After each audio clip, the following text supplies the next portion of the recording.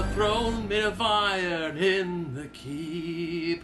But stay your hands to the dwarf of the keep, let the bells ring true and sleep.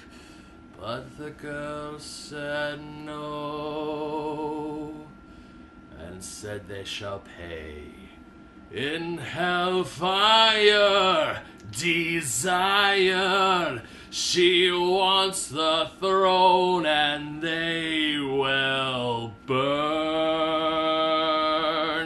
Okay, so Sparkz Witty here challenged me to try, and normally you would hear me do the Game of Thrones, the Thrones theme song remix. That's good. But this dude said, yo, because the episode for season 5, or season 8, episode 5 of Game of Thrones is The Bells, and this guy's like, yo, you should remix the Hunchback of Notre Dame. And I'm like, challenge accepted. Because it's the bells of Notre Dame. You did great. Well, the bells of King's Landing, and the bells did ring, and very different bells. And let's just say, hellfire, desire, I gotta tell has ya, turned Danny to sin. Okay, I'll stop. Gotta tell you guys, after last week's episode, I was optimistic. You're not very much. Hang on, you're Ryan Eliopoulos, Yo, right? sorry. This is Ryan Eliopoulos. I'm Ryan Eliopoulos. This is Sparkz Witty. Hey. And I am a bed magnet. And we were all optimistic about Game of Thrones last week. And if you want to critique me about my singing, you can at me at bedmagnet27. His singing's great. Don't add him unless you love him. 5 stars. Thank I think we're all feeling a little bummed, you could say. To quote a person I admire her opinion very much. Yeah. Thanks, I hate it. Yeah. At Lindsay Ellis, that you get credit here because you said that and you coined it. Right here. Yes, At right Lindsay here. Ellis. So a lot of things happened this episode. I liked some of it. I did. Not all of it was bad. There were things of this episode I thoroughly enjoyed. Yeah. And there are things of this episode I'm sitting here going, There's a fundamental what? There's a fundamental thing where I think it's, after looking on Twitter, it's divided a lot of people. It has. Because a lot of people are saying, hey, Danny being mad has been foreshadowed since the beginning. And I will agree, it's been foreshadowed. It has been accelerated, but it hasn't in like been well 2 episodes. It has been. I will agree, the foreshadowing, but it hasn't been very well developed. Yeah, I mean, you can argue that there are points of like in earlier seasons where she said, "Oh, I'm just going to crucify all the masters," yes. or then because she says because there are times where she says, "Oh, I'm going to crucify. I'm going to be really like brutal," but then she's like, "No, I'm going to be kind." Like she'll be kind to one half of the population and be absolutely brutal to the other half. Yeah. But this one, it's kind of uncalled for, I believe. Do we want to start with the beginning episode, or do you just want to get into it because we're here now? If I say, I might say a bunch of F-bombs because I have a lot of feelings about this. So you know what? Fuck it. Varys getting out, just outright. I'm not. The first 10 minutes of the show, Varys gets burned. Dracarys. The show's ending. People gotta go. I didn't mind this one. I thought it was pretty sad. Yeah. I thought it worked pretty well, especially with Tyrion being the one like, I did this to you and I'm sorry. Yeah. I chose the wrong side and now I'm paying for it by you dying. That's really messed up. And Varys is like, shit. Yo man, I hope you're right. I hope you're really right. Do. And like, it's the first time Varys has ever like cried. Like you've like real emotions. Yeah. Oh. And as much as I didn't like the whisper talkers like Baelish and Varys, especially in earlier episodes, Varys was one who, especially since he saved Tyrion from his execution after he shot his dad. Yeah. I'm like, you know what? I can go with that. I can dig that. Littlefinger and Varys were 2 sides of the same coin. Yeah, Littlefinger was the one but Varys is a good I was dude. glad when he died at the end of season 6. Was it 6? Yeah. When Littlefinger died at the end of season 6, I'm like, yeah! Kill that son of a bitch! Kill that! He pushed his wife down a hole. Put a knife to Ed Stark's throat and be like, I warned you, because maybe that was last season. Was that the end of last season? Was it? No. Yeah, I think he died really recently. You know what? You're right. It was last season because he was in... No, that was when Sansa and Arya were being like... I was wrong. Season 7. You're the traitor. Oh, Gossip you're Girl the season traitor. 0. I was wrong. It was season 7. But, like, when Baelish died, yeah. See, that's but Varys died, it's like, well, he's a good guy. We like Varys. I like he was also definitely trying to poison her. Yeah. Yeah, that was a good catch. I didn't catch that. Yeah. He's like, oh, she's not That's eating how all the day. episode really starts, is that little girl comes in, she's like, he's like, how did it go? And she's like, well, she's not eating anything. He's like, try again at supper. Yep. It's like, I think the guards are watching me. Shh, definitely try to kill her. Definitely watching me. Of course they are. It's their job. He's writing a scroll to somebody, proclaiming I would assume, John's the king. I would assume to other lords of Westeros. Of course. I would assume to... Little sparrows flying everywhere. Yeah. Well, his little birds. Yeah. Wait, who had sparrows? No, he had little birds. Yeah, Sparrows are birds, whatever. Fudge it. But, I was also okay with Varys's, like, the way it goes. Well, he did tell Daenerys that if he were... Because he put his money on her. He's like, hey, I serve the realm. I mean, I will jump from king to queen to king to queen if I feel that they are the best person to rule. Yeah. And in him, Jon / Aegon Targaryen is the best person to rule. And I kind of... He tried to tell him that, and he's like, she is my queen. Yeah, and the thing is, like... I understand Varys, like, he's wanting what's best, but also I completely understand what Tyrion was saying last week, where it's like, sometimes you have to pick a side, and you have to fight for your side. Yeah. Unfortunately, Tyrion picked the wrong side, and it's not working out for anyone. But props to Tyrion, and props to Peter Dinklage, his acting, because I loved him in this season, he's been extra good. Yeah. For talking to Dany is like, don't kill people, and then him going to Jaime is like, look, ring the bells, the city will surrender, just... He told that to Dany too, and she agreed to it. Just get Cersei out of there. Yeah. I was like, look, I don't like Cersei, but you guys are gonna die. I know you don't want to die. Just get Cersei out. Yeah. Escape. Run to Pentos. Live out your life with your kid. Just another screw it all. Screw it all. A great scene between Jaime and Tyrion. Like they finally have closure, and like you're the reason I'm still alive because my childhood sucked. And he's like, no, you would have been fine. And Tyrion's like, no, I wouldn't. No. Like you, and like they have a great hug, and like Like, that's the last time they're going to ever see each other, because we know what happens. And I thought that was a pretty good closing moment. Yeah, it was. Too. Yeah. I don't like what happens later, but, like, it was really sweet at that time, yeah. If I'm being honest, on my memory, even though we just watched it, it's a little hazy, because I'm just thinking about Dany. So, like, where we get to, how we get there, like, I know there's a battle with Jon and some red dudes, and they stop fighting. I kind of forgot, to be honest, besides, I'm so mad. There was a bunch of... So I'm also sick, so excuse me. Last week, a bunch of people like George. There's a quote that once again I got this off the internet. 9gag be specific. So if George did say this, cool. But if he didn't, take it with a grain of salt. He said that in his book series, dragons in the air practically invincible. Yeah, you can't shoot them down. And then Rhaegal died with like a bunch of scorpion shots. He's the one who had his wing hurt though, right? Yeah, but so that one I'm gonna allow. Dude, still. Yeah. And this one, the Iron Fleet, it's in the bay. The whole perimeter of the city has scorpions, and they're like, shh, we're ready. And they have like twice as many, and they're all unaffected. Here comes, and of course the Golden Company, which was like, oh man, these guys are like ready to fight. That freaking commander guy, I think his name's Strickland, he has one line at the beginning of the season, never gets a line, just gets Then killed. Here comes Drogon. Yeah. Destroys the fleet. Very smartly by Dany's, like, destroys the perimeter, all the scorpions. It is smart. And just wrecks the Golden Company. Just flat out destroys them. After killing the Iron Fleet. After burning the Iron Fleet. Again. So already not Dany, already Cersei's... sweating a little. Yeah, Kybo comes in and is like, the scorpions are destroyed. Yeah, again, real quick, like... Iron Fleet's like, that's fine, the Iron Fleet will handle it. And Iron Fleet's on fire. Iron Fleet's burning. Everyone is dying. And, like, our defenses are screwed. They broke through the gates. Let's, and you can actually hear people, like, there's this great... Oh, hey, puppy. Oh, hi. Hey, puppy. Hi. There's this great part where Jon Snow, Davos, and Grey Worm are walking through the streets after they've reached the gates. That's right. After Drogon blows a hole in the walls. Yeah. And a bunch of the Lannister army, it was a very tense moment. They're, like, there, and then this Lannister commander's just like, nah. It's not worth it. Because he sees Drogon flying around, and he's like, nope, I'm done, we're out, we lost, we're done. And you can hear... It's not worth it for Cersei. Yeah. And everyone is yelling... Which was an important message to get across. It's not... It's not worth for Cersei, yes. And Cersei was even telling Kylo that our men will fight harder than any sellsword ever could. Lies. She was dead. Yeah. It's like that meme. It's like, well, that was a fucking lie. Yeah. And the second you can hear everyone screaming, "Ring the bells! Ring the bells!" You can throughout the entire city. You can hear it when Jon. You can hear it when Cersei's up in the Red Keep, up in the castle. Yeah. Dany could even hear it when she's on the Dany wall. Definitely when heard Drogon is just staring out at King's Landing. Yeah. And then finally, like Tyrion's just like looking at that bell tower, is like, "Ring, damn, just ring!" Yeah. it goes, and it's like... the beacons are lit, and Gondor saved, right? Happy ending. No. Yeah. The beacons are lit, and Gondor's gonna get its aid. Sorry, Gondor's getting aid. Rohan is coming to aid Gondor. There you go. And what I expected. Then we get... Dracarys. Yeah. You know what's lame about this? Is that by making her go so far into the morally wrong, there's no tension or mixed emotions about how the next episode should play out. She's the bad guy. It's like, obviously she's... Like, there's no, like, oh, man, how are Danny and John going to sort this out? No! They broke up this episode. No, like, man, there's good points. There's no, like...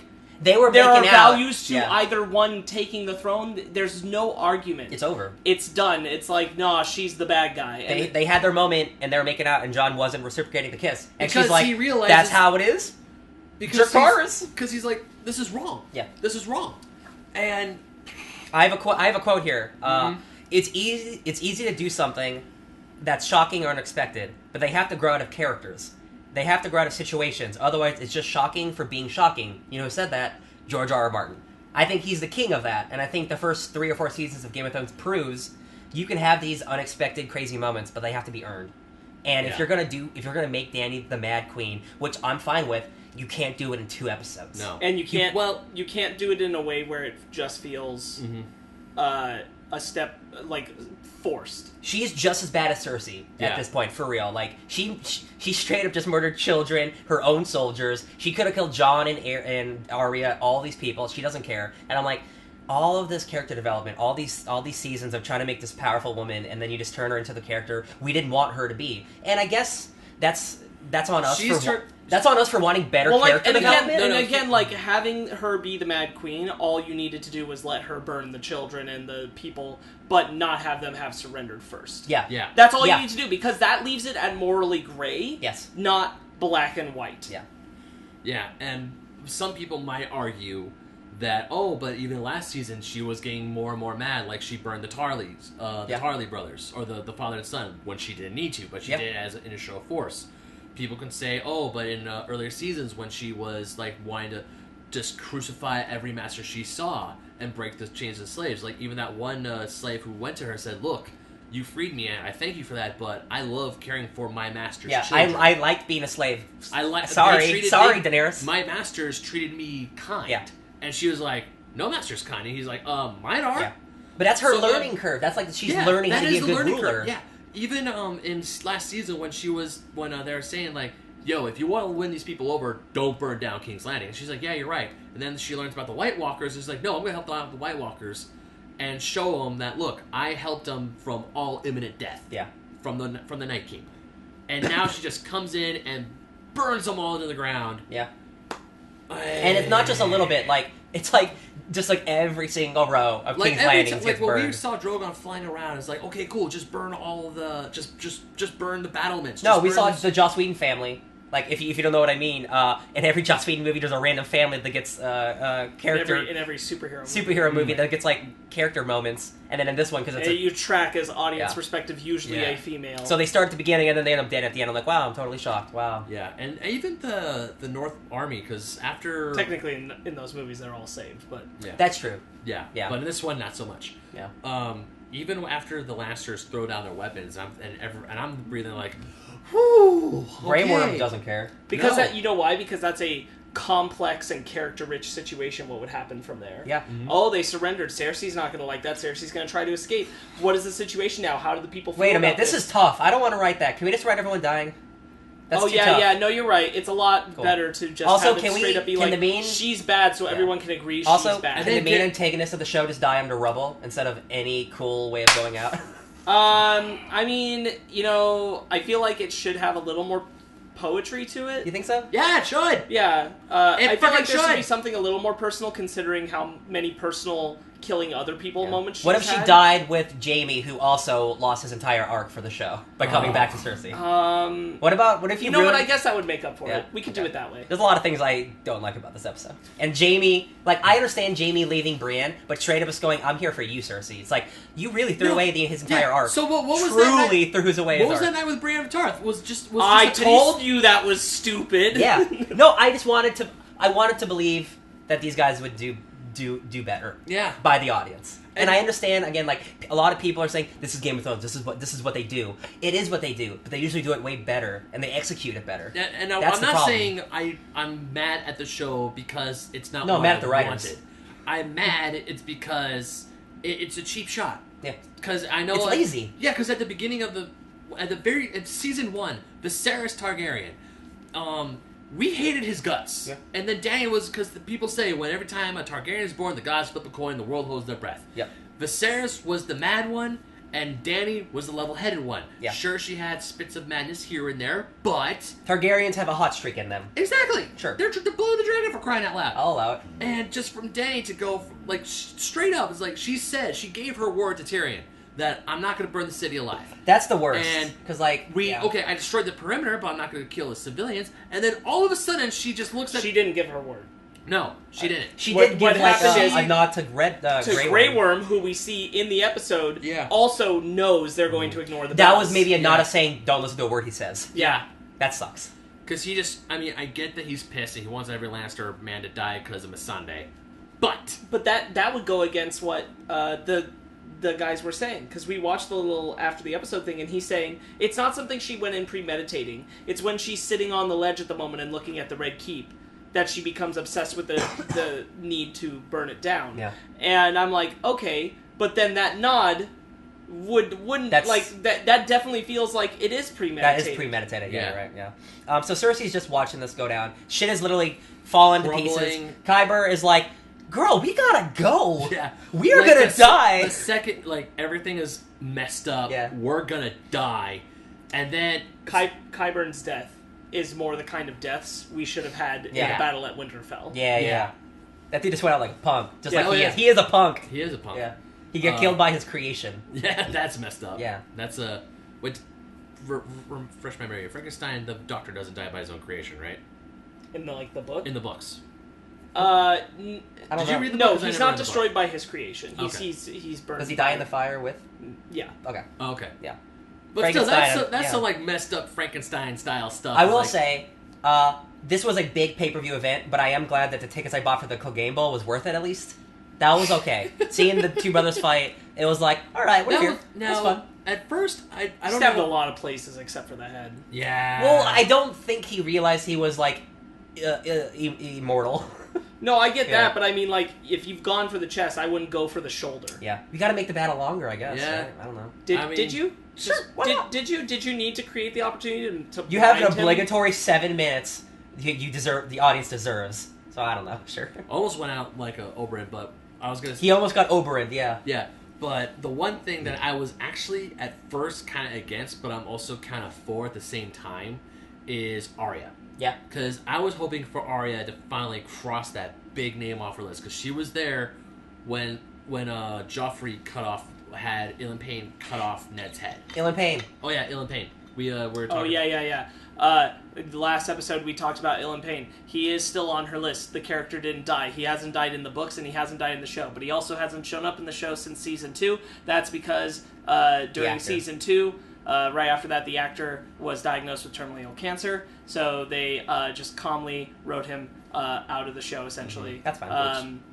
And he's not going to return. Which is sad. I think the last time he was mentioned was by Tywin in season 3, just to say oh, he's alive, but he's somewhere else. Okay. Yeah. Cool. Yeah. Other than that, just having Arya get that moment with Cersei, you helped orchestrate the murder of my father. It was kind of like I was hoping for Igneo Montoya moment. Yeah. You killed my father. She comes up draws needle and says, "My name is Arya Stark." You mean the same kind of moment she had with Frey? Yeah. It's you killed my father, prepare to die. Yeah. I'll tell you. Cersei was the biggest name on her list. This isn't me shitting on the Arya character or what she did. I really like her. I really like her. But the moment she killed the Night King, I'm like, well, now I don't want her to kill Cersei. Yeah. That's too much. Yeah. I understand how people will be like, what, are you saying she can't kill 2 major villains? And I'm like, kinda. I kinda am. It would be kind of cheap for all the other characters. Yeah, it's a little... Yeah. But much. But the thing, because at first I didn't like it, that she just goes her way. But at the same time, I'm like, you know what? Sandor's right. Sandor has kind of shown her as look, I know for a fact I'm not getting out of here alive. Yep. You're young.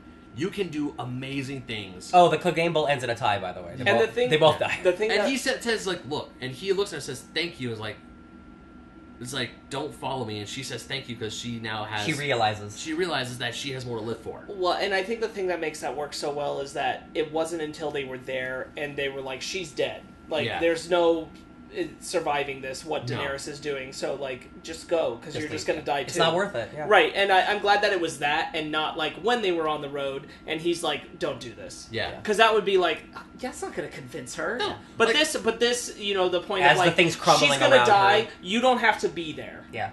This quest for revenge doesn't have to take you so far that you just throw away your life over it. Also, Arya's journey, she has like a small section of her trying to just run through the city as it's getting blown up, and it's really spectacular. It's intense. Despite the plot stuff, like the episode itself looks incredible. Like there's some really great shots. Like Game of Thrones is never the technical stuff is never really the problem. I saw a tweet. I don't know who tweeted it, but they said that the director of this episode is the best Game of Thrones director ever. Yeah, it's the guy who it's the same guy who did episode 3. Yeah. Mm-hmm. Oh, is it? Yeah. Oh, okay. And Battle of the Bastards. He is good. He is good. I like the character stuff from like the David Nutter from the 1, 2, and 4. Yeah.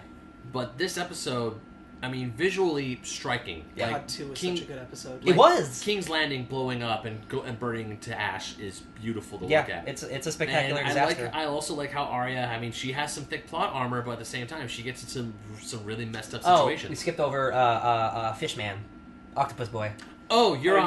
Euron. The man who killed Jamie Lannister. No, he didn't. No, he didn't. He hurt him at least. He stabbed him. He made sure he was going to die. Yeah. Like, if he didn't get crushed by rubble, he was dead. Yeah. He also just he was going to bleed to death. I mean, this isn't really a complaint, but like he just happened to show up at the same place where Jamie was. Like he washed up on the exact same beach Jamie was at. Like, oh, that's convenient. Yeah, super convenient. It's so weird. It's not so weird how like there are things I'd say very much in this episode that feel like, and this season that feel like leaning into fan service. Yet they also want to subvert away from that, so they won't do they're leaning into fan service, but they're not leaning into enough to give you the thing you actually want out of that being created. Yeah. They just give you the idea of it. I think Clegane Bowl's probably the only exception, and even then I know there are people that are pissed that both of them die. Yeah, and there's no clear winner. You know, I'm fine with it. I'm fine with it. I feel that Sandor did get his vengeance because he did tackle Gregor over the thing, and he's he knew, he was like, I don't care if I die. I'm just gonna push him out. Like he said, he didn't expect to be alive. No, it is you know what? It is poetic justice. Here's why. Because the reason why Sandor got burnt is because Gregor pushed him into a fire. Oh, yeah. Sandor pushed Gregor, Gregor pushed Sandor, and now Sandor pushed Gregor into the fire and to his death. It is poetic. That's more poetic than Jaime and Cersei. I hate that. My point being that with Euron and Jaime, you get the interaction between them, but the thing you want out of that is the discussion about the baby. They don't talk about the baby. But they won't do it because they're like, well, they'd expect that in this fan servicey moment. We'll just give them interacting. Also, that's not fan service. That is two characters who think the baby is theirs. Yeah, it's just drama. It's more like fan service wish fulfillment in the sense of what you want to see. It's like seeing Cat pick up Mjolnir. There are certain beats you want to see. Yes. Arya killing Cersei is an example. Mm-hmm. Not that it had to be that thing, but they'll take you up to the idea of that moment. Or Jaime killing Cersei, which is something else people want to see. But Jaime gets there, and it's that's not what's going to happen. Yeah. And they take you right up to the possibility of the moment, but they won't do it. Yeah.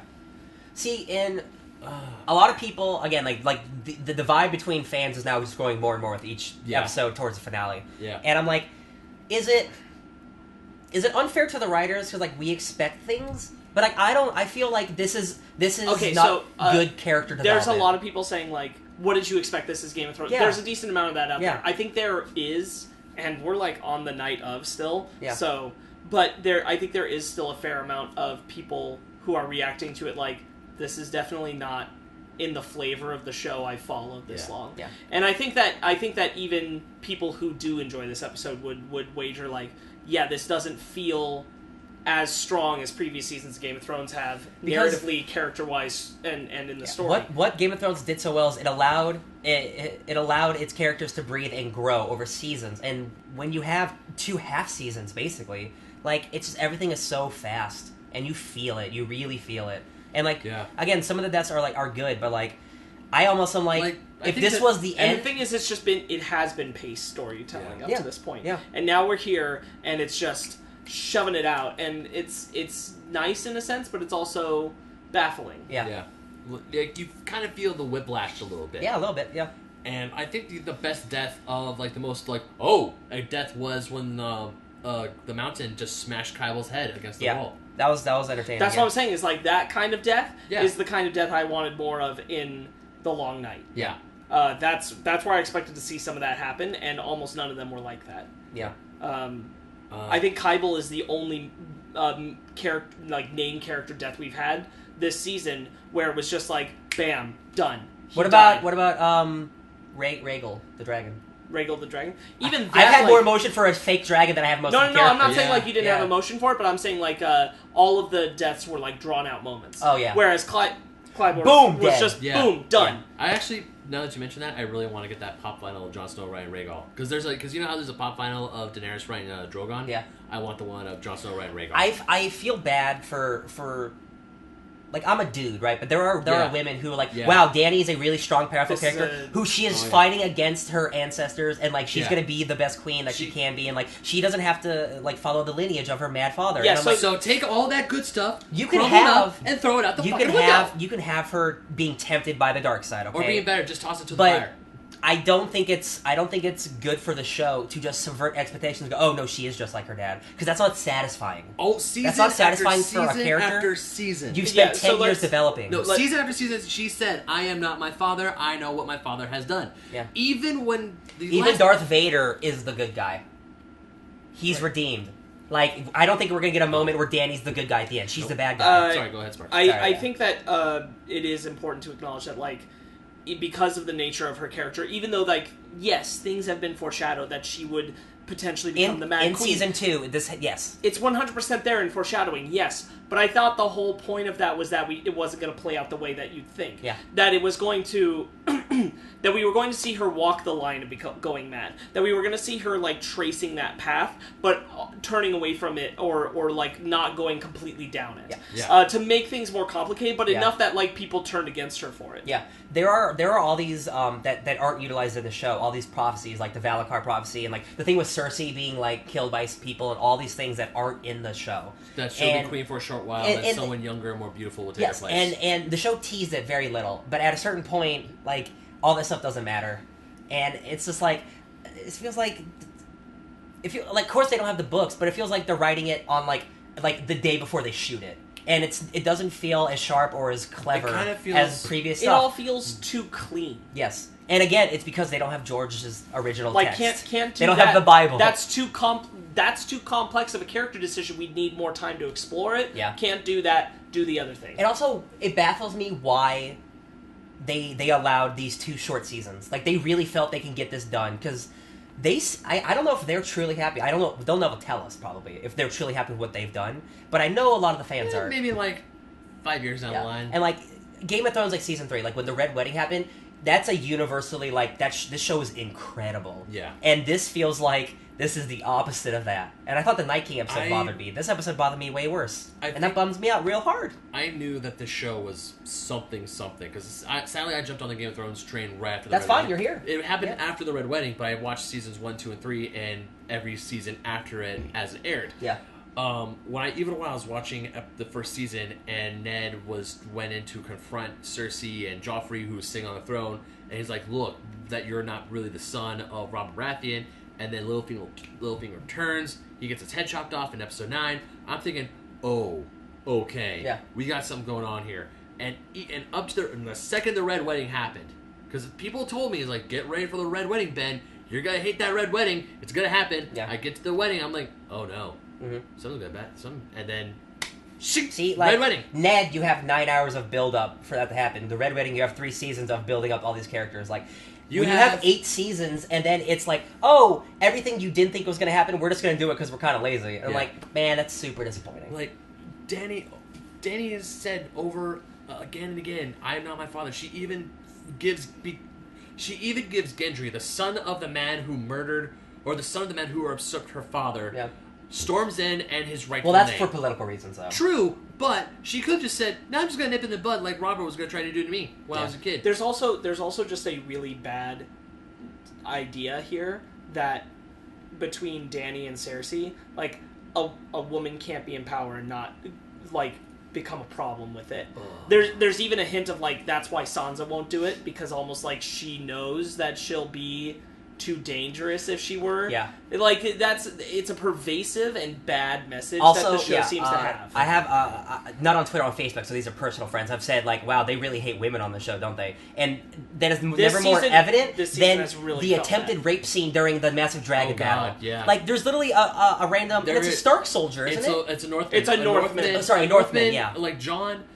I mean, but it's somebody who fights for Jon. Yeah, I mean, points going to go rape a girl in the middle of an alley while this dragon's attacking. I mean, like that's what you want to focus on in the last episode of the season. Yeah, like second to last. Well, you know what I mean. Like, I mean, I can't believe this really white dude's come on. I'm not defending the scene, but points for Jon because he knows that when he sees Dany attacking, he's like, no, don't attack.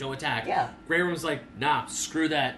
Shank. Well, no, but that's all fine. I'm talking about a specific rape scene that's like the unimportant. Second, when you guys see that, I'm like, no, we're better than that. Yeah. Like because we do see Northmen of the army of Jon Snow, the Northmen who pledged their life to Jon Snow, killing innocent people. Yeah. And one of them's about to rape him. I mean, Jon who surrendered. Yeah, and Jon does kill him. He does save the girl, but at the same time, it's like I also don't like that. why? Like I understand the Dothraki because they serve Daenerys, but like.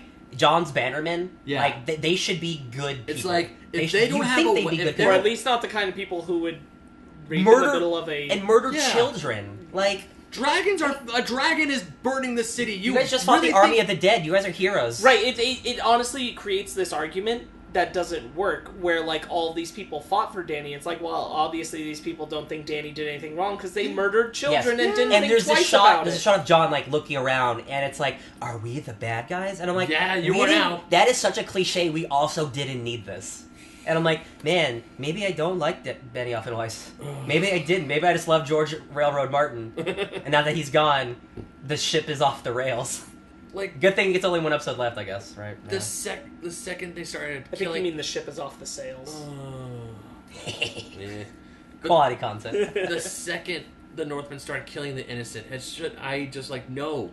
You guys should have told us, like, if they have a sword in their hand, they're coming to kill you, kill them back. But if they're innocent people, we're trying to save people here. We don't want to burn the whole town. Especially... It's like, even just because Dany is taking Drogon and burning the city, don't freaking keep murdering everyone. Also, didn't they know the plan of, like, when the bells ring? Yeah, Doesn't everyone know the plan? They did. But then they saw the dragon. So they're turning into bandits for literally no reason. Yeah.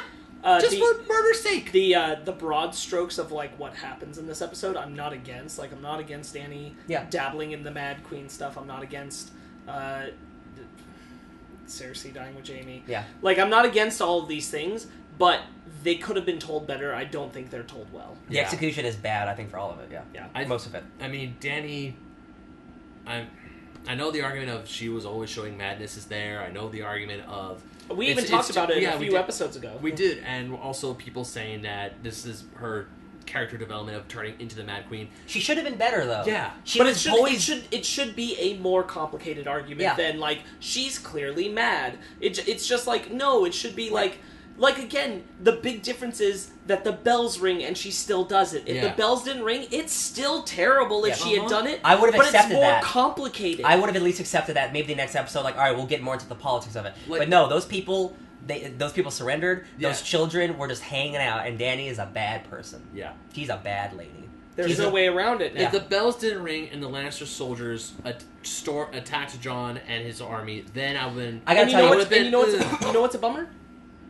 Mega happy ending. That's what we're heading for. Probably. Oh yeah. You think so? They're gonna kill Dany. Jon's gonna sit on the throne. End of story. Jon makes the kingdom nice. That's boring. I really hope that doesn't. But also, if that doesn't happen, let's say Jon dies and Dany's the queen, I think that's kind of unsatisfactory. It's a tragedy. Yeah, it's a tragedy. People do say we're gonna hate the ending, which would have been built up better. You know what? When Game of Thrones first started, a lot of people like A Song of Fire and Ice. Is it going to be Jon versus Dany? And I'm like, of course that's not going to be it. It's a Song of Ice and Fire. That's what I meant. Yeah, like I was like that's not going to be it. I mean, that can't be it, and that's it. Like it's Jon versus Dany. We took care of the ice part already. Yeah. And now we're just focusing. But the Night King wasn't important. Not anymore. It's Jon who's the king, and it's Dany who's the queen. Now they got a battle for supremacy. And I wonder if like this wouldn't feel so partially disappointing because episode 3 was disappointing. Yeah. But like it's just no. If they didn't hype up episode 3, and they said episode 5 was the big episode, I still would feel the same way. Because I don't No, that's not what I mean. That's okay. not what I mean. I Okay. mean, like, just...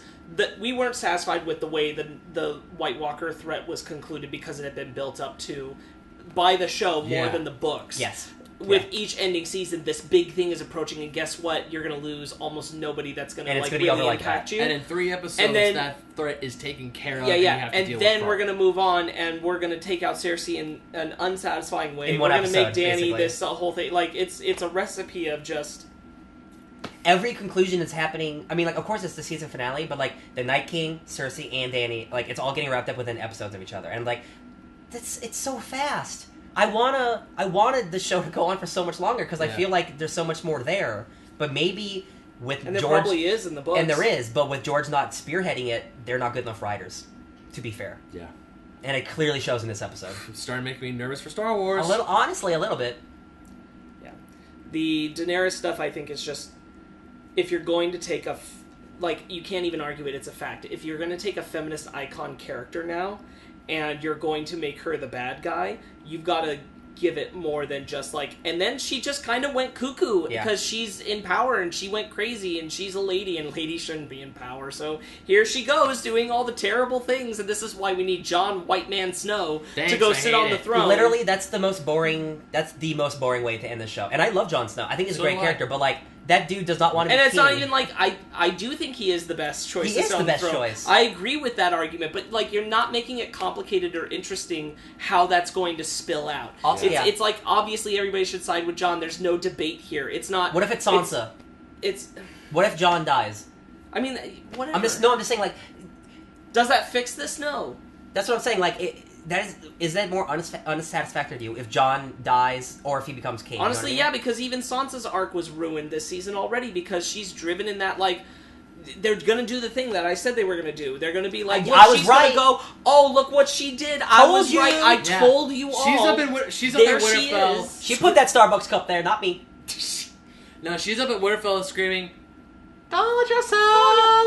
Hey, can you send a raven to Jon? Fucking told you, bro. Yeah, exactly. He just opens it. Fucking told you, Sansa. Yeah. Well, okay, so there was after we watched this episode, there was just scrolling through Twitter and it's so black and white. Yeah, and someone posted a poll on who I would bend the knee to now that this episode concluded: Dany, Jon, Sansa, or other. And I picked Jon, Gendry. But honestly, I put either Jon or Sansa now. Because I don't like myself for writing this because originally I would have like I wanted Dany to win before this season even. If Daenerys, if I was like some sort of hedge knight in Westeros and Dany came up to me and was like, "Hey, I like your fight style, fight for me," I'm like, "Hey, Mother Dragons, knees bent." You're a done. Daria, done. Mercenary guy, done. Not a mercenary, just like done. Sure. Now, after I saw that, I'm like, well, of course, this Jon's guy. That's the point. That's the point is that there's no longer which I hate. Because now it's like, well, Jon has to sit on that damn chair now. Oh my god. There's no argument of like, yeah, she did that, but I mean, Cersei wasn't going to come out. She didn't release the city. The guys were still fighting. I mean, what were they going to do? She had to be gotten out. There's not a debate about that. It's just, oh, they surrendered. Oh, and Dany decided to burn everyone. After the bells were ringing. Well. Yeah. Thanks, I hate it. Yeah. I'm look at all the... Man, this season, like, looking back, like, this season really is, like, the worst written for most of these characters. Because, like, Tyrion lost a lot of his intelligence. They played him like every decision he makes is stupid. Sansa is way too Gossip Girl. She's not as smart as she used to be, I don't think. Let's see, who else? Jaime lost his arc. Dany's now just crazy after like 3 episodes. Jon's pretty much Captain America still. He's constant, but he's stupid. Yeah. He makes stupid decisions. He's a stupid guy, but at least his heart's in the right place. Yeah. Jaime, I was so loving Jaime's arc. I really don't like that he went back and like that. He went from hate, don't hate, cool, I like him a lot, moral grade. Jaime always had badness in his heart, but he was a good person there. He left Cersei at the end of last season to go fight in the North for the living. Oh my god, you're right. That was only a season ago. Yeah, I was like, yes, you go, Jaime. You don't suck that much anymore. Make up your mind, bro. You're actually not being that much of a prick that you were in seasons 1 and 2. Why the fuck are you going back to Cersei? Are you going back to kill her? You just... Like, Hey, thanks there, Brienne. I'm glad I got to take your virginity. Now I'm gonna bounce and go hit it up with my sister before she's dead. I was hoping he would just like maybe try and convince her, like, look, don't do this. Don't do this. You are screwed. But no, he's like, no, I'm going to go be with her and try and... Listen, I didn't, like... The right, like... my brain. The right, like, they don't need to satisfy all the fan service stuff. No, like, don't. I didn't need Arya to be wearing Jaime's mask. It's just something that would have been really dope. Yeah. And you know what? The way that they shot that scene, it would have been dope. Yeah. If Arya died there, killing the last person on her list, that would have been freaking awesome. But no. Yeah. But, you know, once again, I want to reiterate. We're not mad because we didn't get what we wanted. We're not. We are mad because they took great characters. What they gave us wasn't good. Yeah, we just didn't like what they gave us. And it doesn't feel as satisfying as things that have previously occurred in the show can. Even if it's like foreshadowing stuff, it feels clean, on the nose, very, you know, here's the good, here's the bad. Boring. There's nothing boring complicated choices. to it. Yeah. Just boring choices, honestly. In a show where, again, they had George's template, the show is not boring, and those books are not boring. There's so much interweaving that is just kind of gone. It is just it's just black and white now, and it's boring. We look at trying really hard to be positive. Yeah. No, okay, so I was positive on the show for 7 seasons, to be honest. So I don't like the way it's ending, which sucks because there are seasons of a show like a Smallville. There are quite a few seasons, like season 6, that are just garbage. There are seasons of, like, Arrow, Flash, shows that I think Game of Thrones is better than all those shows. Oh, of course they are. Yeah. But there, we can always say, it's like, oh yeah, this is a bad season, don't worry about it. Oh, this is a crap season, don't watch it. This season's okay-ish. Game of Thrones has consistently, from start till 7... Up until, like, they reach past the books, has been just really good to great. Yeah. Honestly, up until the season, I would say there's not a bad episode. Yeah, up until, like, the last 2 seasons. I mean, yes, there are slowish and not the best episodes, but they have always been a lot better than what we've been getting. You know why? Because I've had George's writing to be backed up on. I don't mind. That's why I love episode 2. It's just a bunch of people talking, getting drunk. I loved episode 2. I'm not here for the big fights, although those are dope. I'm here for, like, small character moments. Yeah. I mean, me being a big fantasy guy, I love the medieval battles and dragons, but this show got me with the backstabbing, the whispers, the secrets, the political intrigue that just went left, that turned left when you were supposed to go right, and all of that great stuff, all that good, the character development though. Seeing like, oh, is she gonna go mad? No, she's not gonna go mad. She's gonna be good. Or like, oh, look at this great wedding. Ah, everyone's dying. Oh my god. I wouldn't have minded her going mad if it wasn't so swift. She pulled a Sonic on us. It's way too fast. Oh, way too fast. You had to do that. I did have to do it. How did this episode end? Was it just Arya walking through the stuff? No, Arya finding on the one horse that didn't get burned. Oh, somebody made a joke that Bran had sent an Uber for her.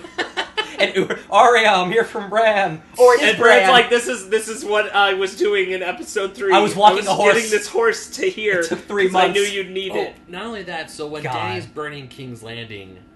Cersei, I'll say, so real quick, sorry. Cersei's acting, or Lena Headey's acting while, like, the emotions are there. Yes. When shit is really hitting the fan, she's like, wow, I really lost. Yeah, and when she's down there and she's like, I don't want to die, I don't want to die, I don't want my baby to die. No, Lena Headey's acting, superb. That was really good. Actually, even... Always is. One of the things about Daenerys, in the beginning of the episode, when we first see her, you can tell she mad now. She's got Cersei in her. She mad now. Yeah. Oh, she crazy. It's like, to channel something, it's like, oh, she cray. She cray. She totally cray. Yeah. Like, you can see the bags on her eyes. You can tell she's like, ugh. I think a lot right now back to the death of Joffrey. Yeah. And how satisfying it was. And, like, Martin wrote that. Like, that's how it's supposed to go. Earned. It's supposed to go in that satisfying way because you hate him so much. Cersei is complicated and there are things to like about her, but she was a hated villain, and this was not the way...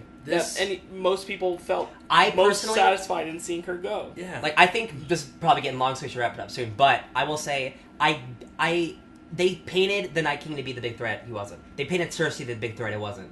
I never wanted Dany to be a threat at all. I simply just don't like that she's just the bad guy now, and that's where it's just going to be boring. This person who created so much belief, Mother of Dragons, Breaker all of that Chains, really powerful, all these awesome great stuff, and good things where people genuinely believed in her to be the person who could change the world, and they're like, yeah, but you know what? Genetics. Exactly. Like, oh, she's just going to be crazy. Like, you could write better. You know what?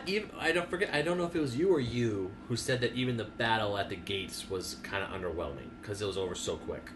They did bust through the gates pretty fast. They did, because the last episode... To be fair, I think Drogon blasted the shit out of the gates. He did, but from the other side. But here's the thing. Episode 4, we see the ramifications of what happened after the Long Night. Half the Unsullied are gone. Dothraki are decimated. Mm-hmm. Half of the Northmen are dead. Yeah, that really didn't slow them down at all. And then they're like talking like, oh my god, you're right. Cersei has the whole Lannister army. She has the Golden Company. She has all these people, and we have not as many as also, we had. Also, they got ambushed by Euron, right? Then they got ambushed by Euron. So how did they do so well in this battle? Are you telling me the battle with the Night King didn't have any ramifications? Seriously. Like, wow, that sucks. I mean, you can still argue that Rhaegal was injured, had a broken wing. They still took the city over with almost no... Still, all the good people in the North died in that battle. And that's why all the shitty people are here willing to kill. That's some That's some malarkey. Yeah. I didn't even think about that. That really actually bothers me. Danny just dodging those scorpion ballistas left and right. Didn't do a thing. No. Those ballistas, that was like, ooh, that's some good...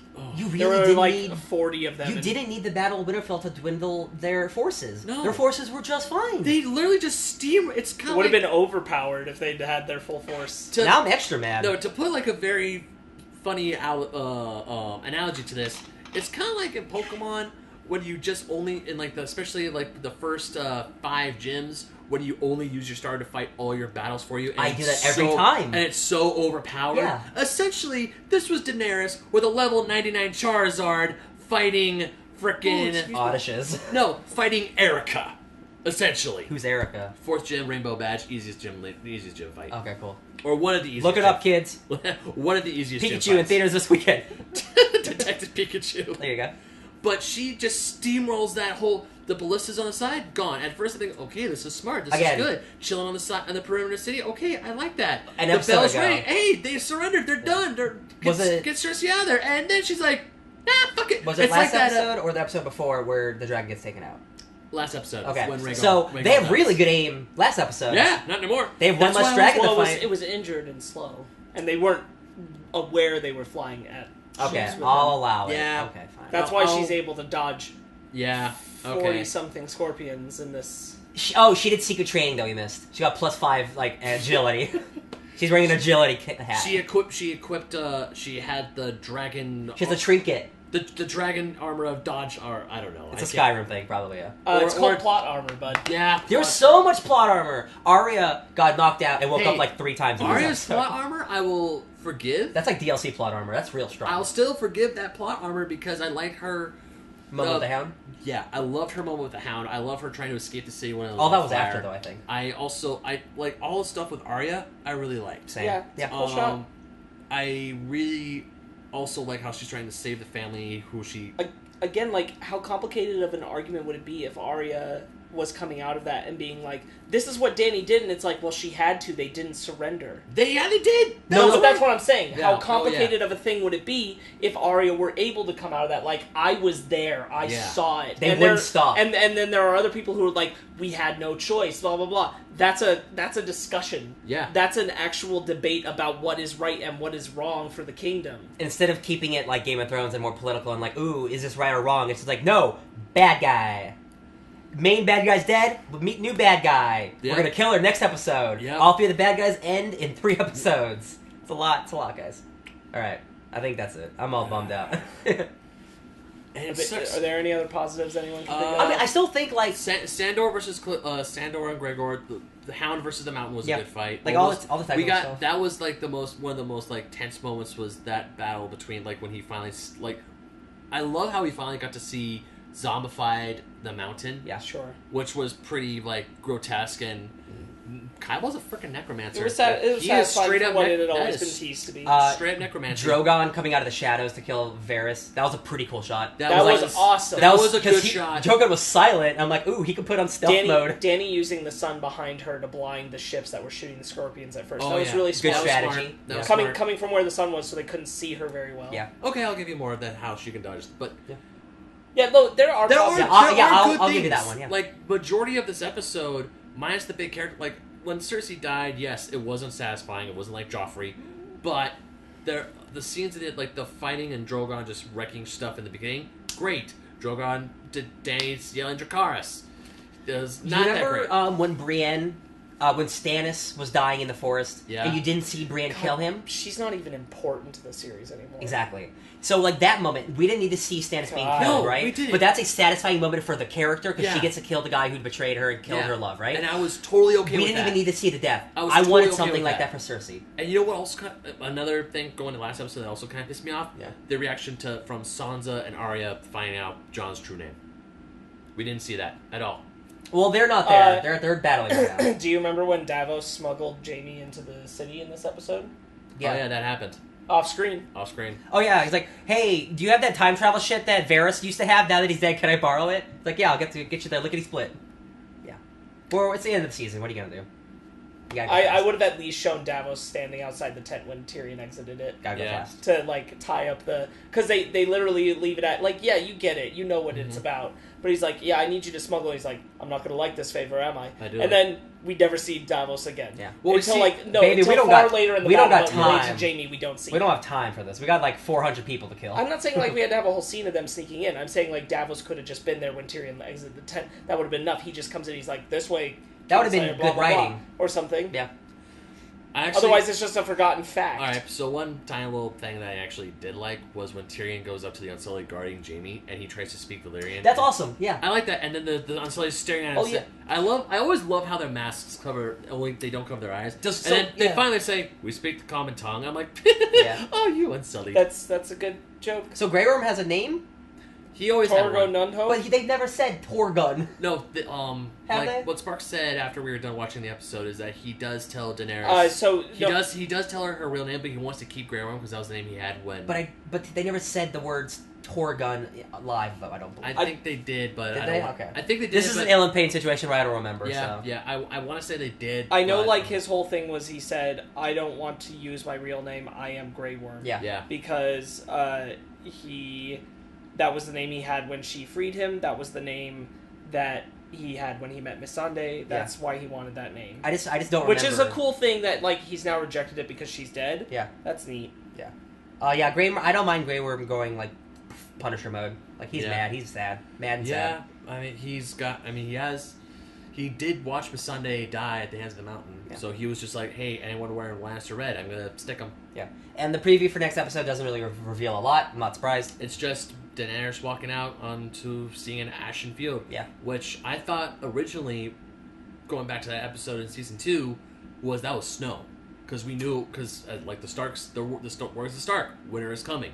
I thought that was snow, and even the ash that was falling on Arya's hair looked a lot like snow. Do you think the entire series, for the TV show, the winter is coming is Daenerys and Ash is the winter? Because it's not the Night King. I don't like that metaphor. I don't either, but that's what... I like the Night metaphor. King's dead, bro. I like the Night King being winter. I liked that metaphor better. Yeah, but he's gone. Yeah, he's dead now. Yeah. I think that's it for me on Game of Thrones. I think so too. So she calls him Torgo Nudho. Nudho. It just means Grey Worm in High Valyrian.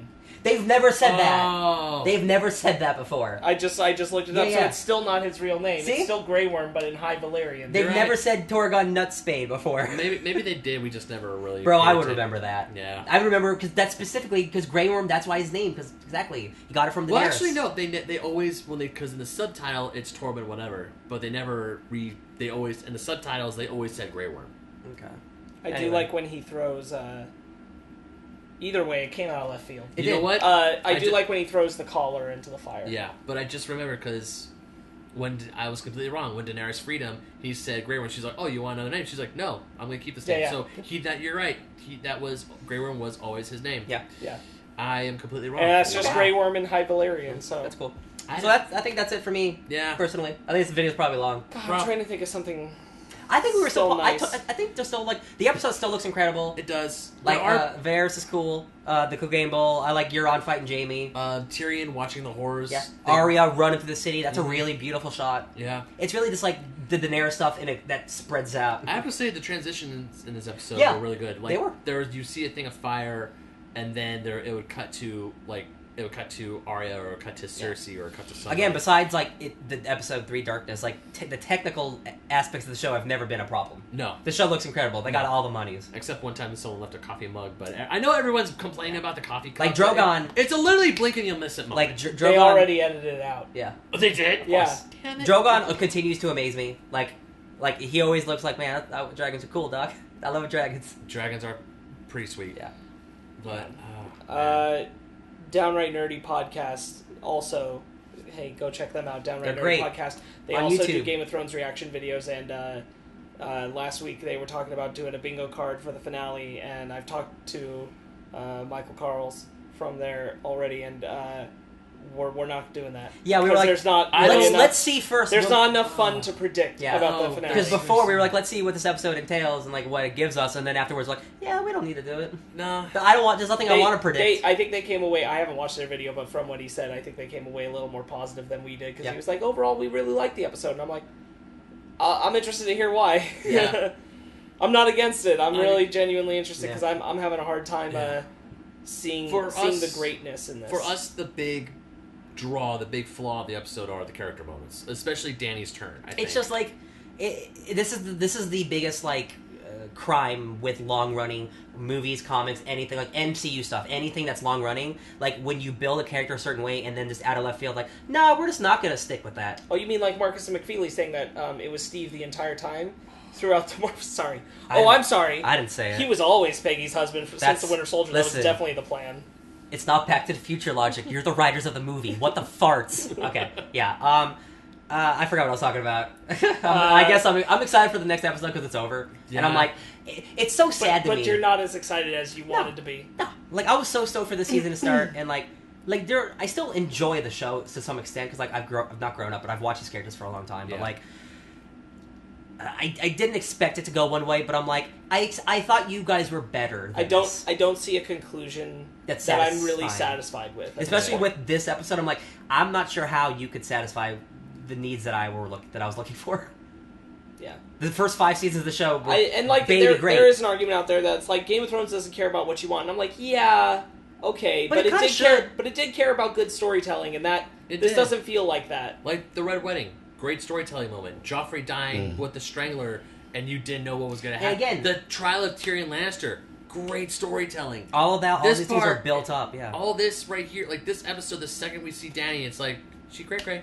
She's gonna do some horrible shit. Like literally, like the first scene, you're like clearly she's mad. She's clearly like they paint her as that picture. I'm like, she burns Varys right off the bat.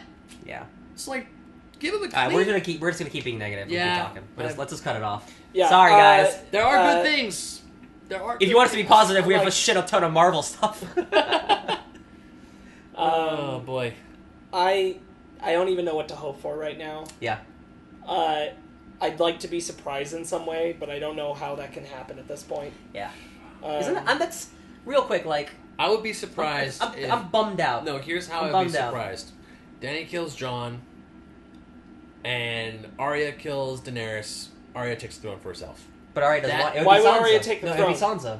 So let's throw out Arya's whole character arc then too. Arya literally said no to Gendry. You're right. You're right. She just said no. She's like, I guess since Jon had to die. Arya kills Dany. Jon still dies, and then Sansa takes the throne. What color eyes does Dany have? In the books, they're supposed to be lavender.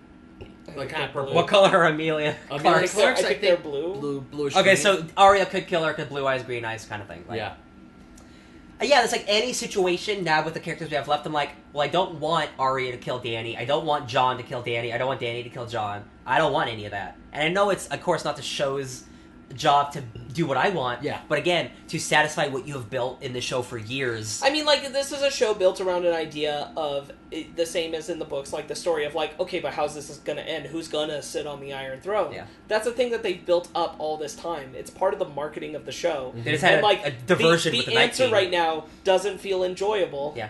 No matter what it is. No. It doesn't feel like anything will. My dark, satisfy. okay, this video is definitely going to end soon. My true dark ending was like, I wanted Cersei to win.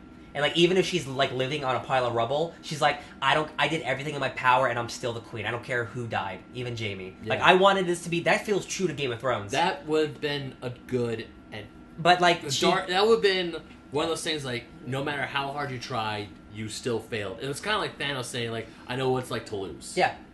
And then you still lost, and I got out on top. Because Cersei is like, even if the Night King, like whatever, like Cersei is like the true villain of the show.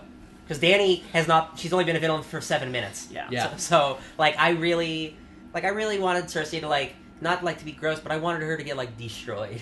Like I like somehow, I don't know how. Well, technically she did. You know what I mean? At the same time, by a character. Yeah. Like I wanted someone to like get the revenge they wanted. I wanted to have a Game of Thrones moment. I mean, I guess you could be poetic and saying like, oh, they came into this world together. They'll leave this world together. It is poetic. But I also think it ruins Jaime's character. Yeah, it totally does. Yeah, that's my personal opinion. Totally does. Yeah. I'm Ron Leopolis, and I used to love Game of Thrones. I'm Ben Magnet. I can't believe it. No. I honestly never thought I'd be here, because even last season, when people were like, this show's going too fast, I'm like, nah, baby, we have to do this. We have to get here. Yeah. I'm not happy with it anymore. As I was going to say, I'm Ben Magnet. I still love Game of Thrones, just not this season as much. Yeah, I still love Game of Thrones. I just don't like it right now. Yeah. We'll see how this all ends. Yeah, what's your name? Huh? What's your name? Yeah. My name's Sparkz. There you go. But that's not the thing that we put at the end. What we put at the end is... Right. You're Ryan Eliopoulos. Where do they find you? You can find me at DJ Tony Stark and everything. I'm great at this, obviously. You're Ben Magnet. Where do they find you? Ben Magnet27 on Instagram and Twitter. I'm Sparkz Witty. You find me at Sparkz Witty on Instagram, SPA. You can also catch us on the Fake Nerd Podcast. And also you can catch Ryan and I currently playing Shadow of the Colossus on a little show we call Basement Arcade. Right here on YouTube channel. On YouTube. Right here. It's all around. We have several Marvel-related episodes out. Yeah. Our most recent podcast episodes are out.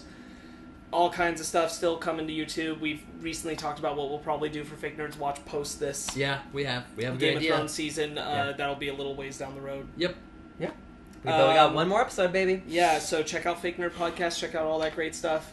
We mentioned Downright Nerdy. Check them out, too. They're Downright great. Nerdy Podcast is on YouTube and iTunes and everywhere else. You can tweet us personally what you think about Game of Thrones. You can tweet the show at Fake Nerd Podcast. Don't at me.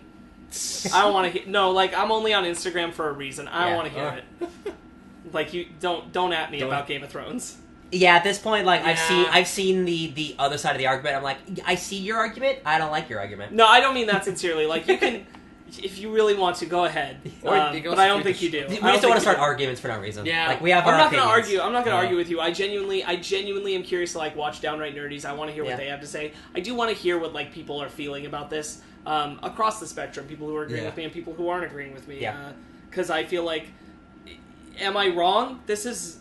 Like, I know we're all agreeing here, but, like, this isn't as good as what the show had built us up to. Like, I know the internet can be hyperbolic at times, but, like, when the show is really good, like, the internet, like, the people voice, like, their support. And when a show everyone loves as much doesn't satisfy us, people react. And, like, Lindsay Ellis, like, I think she's a smart person, and when she's critical on the show, I believe that. And I can see for myself, like, the choices they're making aren't smart, and it's not well written. Yeah. Not compared to the last couple seasons of the show.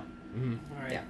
All right, that'll do it for this week. We'll see you next week after this Game of Thrones finale, which I never thought I would be this low level heading into. Right? And Crazy. That's a sad time.